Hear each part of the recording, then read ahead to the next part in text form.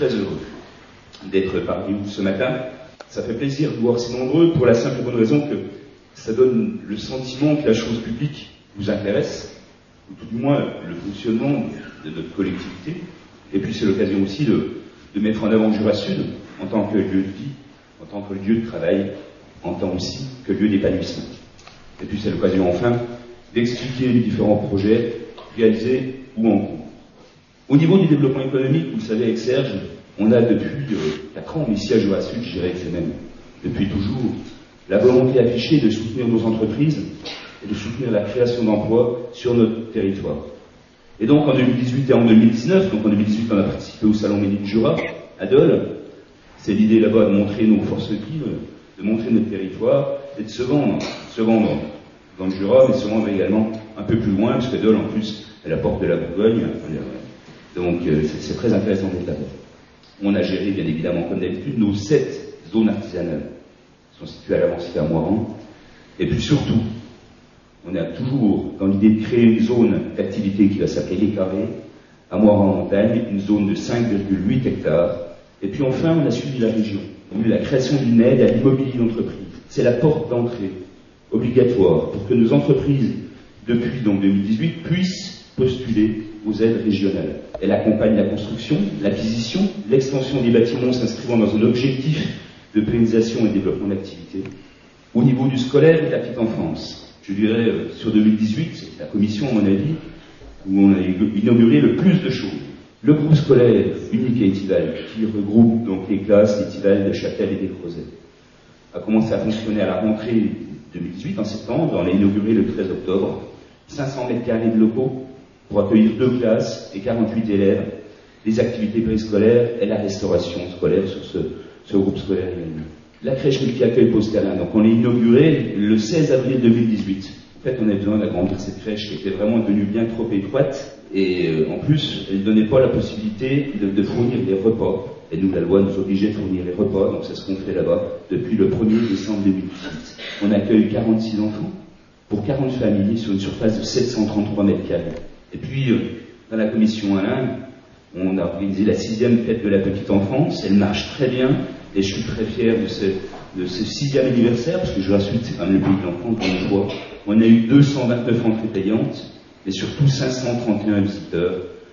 Et on fonctionne toujours avec notre RAMI et on finance toujours également des spectacles scolaires en collaboration avec Côté Cours, et je sais que ça c'est vraiment apprécié, notamment du monde éducatif et de nos institutrices et instituteurs.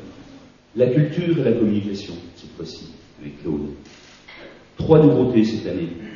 La convention qu'on a signée avec la DRAC, depuis plus de 20 ans, notre collectivité s'engage dans une vraie démarche culturelle à travers le Festival Idéclique, à travers Noël au Pays du Jouet, la Vache-Revue, notre résidence d'artiste, et puis tout ce qui se fait à l'école de musique. Il y a plein d'autres choses, le cinéma, bien évidemment. Claude Bénévolet, sa commission a eu l'idée d'écrire ce que l'on fait. D'écrire dans le marbre, d'écrire pour que ça soit vraiment acté, qu'il y ait une certaine cohérence sur ce qu'on fait au quotidien au niveau de la culture, et puis d'aller voir ensuite la DRAC en leur disant voilà, nous ce qu'on fait sur notre petit territoire de 8000 habitants, c'est assez fabuleux, continuez à nous aider, et puis si vous continuez à nous aider, et ben pour les 3 ans qui viennent, on va continuer à proposer de la culture de qualité à Jura Sud. C'est ce qu'on appelle la Convention territoriale de développement culturel et d'éducation artistique, et donc ça permet à Jura Sud, à notre territoire, et puis à toutes les associations qui travaillent autour de la culture, de bénéficier de 15 000 € de subventions supplémentaires. On a fêté le barrage de Rouglan, et ses 50 ans. 20 000 visiteurs, 4 000 repas de servis, et puis surtout on a fêté le barrage de Rouglan, qui est quand même une œuvre magistrale de notre territoire, et qu'on a encore plus mis en avant, s'il fallait le faire, c'était fait cette fois-ci. Ça a permis de travailler avec les communautés de communes de la petite montagne, d'Orgelet et du Pays des Lacs. Je vous parlais de l'aménagement numérique, enfin. Aujourd'hui, pour avoir un territoire moderne, il faut avoir un territoire où il y a la fibre, ou tout du moins l'eau débit si la fibre n'est pas possible. Donc on s'est engagé là-dessus avec les municipalités d'ailleurs, parce que ce sera un cofinancement. En 2018, les installations techniques pour la montée en débit allaient, les travaux ont commencé, et puis la fibre à Champstia, ces installations auront lieu courant 2019. La commission de Claude s'occupe également du musée du jouet, de la médiathèque. Alors 2 petits chiffres, le musée du jouet c'est 51 500 visiteurs en 2018. On est dans le trio de tête des musées jurassiens.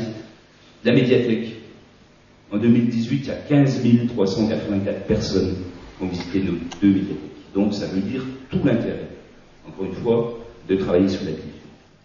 Au niveau tourisme, la commission Jacques, donc c'est la gestion de l'outil de notre office de tourisme avec Sandrine. Et on a accueilli 8000 visiteurs en 2018, et puis bien sûr c'est un outil de promotion de nos territoires, de notre lac, tout ce qu'on fait ici à Jura-Sud. La Via Ferrata, il y a à peu près 6500 personnes qui l'ont emprunté de juillet à octobre, et puis 50 000 personnes qui sont allées sur la plage de la Mercantile. On a continué, on continuera en 2019 des études sur l'aménagement de la plateforme du Regardoir, également de l'aménagement et de la valorisation du site archéo de Villa Feria, et puis on continue à travailler au sein de la filière lac, filière de l'escale. Au niveau du service à la population du CAS, un petit mot pour vous dire que notre EHPAD est un très bel outil qui fonctionne très bien. Et j'ai toujours un petit mot pour notre personnel là-bas, parce que c'est rare d'avoir un EHPAD qui a des comptes positifs. Donc ça veut dire la très bonne gestion, non seulement du personnel qui y travaille, et puis un petit peu du CAS que je préside avec Jean-Pierre également. On va également en 2019, cette fois-ci, essayer de faire l'acquisition d'un véhicule pour les personnes à mobilité réduite. Et surtout en 2019, il y a la première tranche des travaux de la Maison des Aînés qui va avoir le jour à l'automne avec l'EPH de Lons en tant que bailleur social. Au niveau du sport et de la vie associative présidée par Jean-Charles, là il y a les nouveaux vestiaires de foot à Poiron, alors là il n'y a plus rien, donc c'est été rasé. Donc ça, ces nouveaux vestiaires vont voir le jour d'ici la fin du mois de février. Donc ils auront donc 4 vestiaires, 4 sanitaires, un bureau, une salle de convivialité, un clubhouse.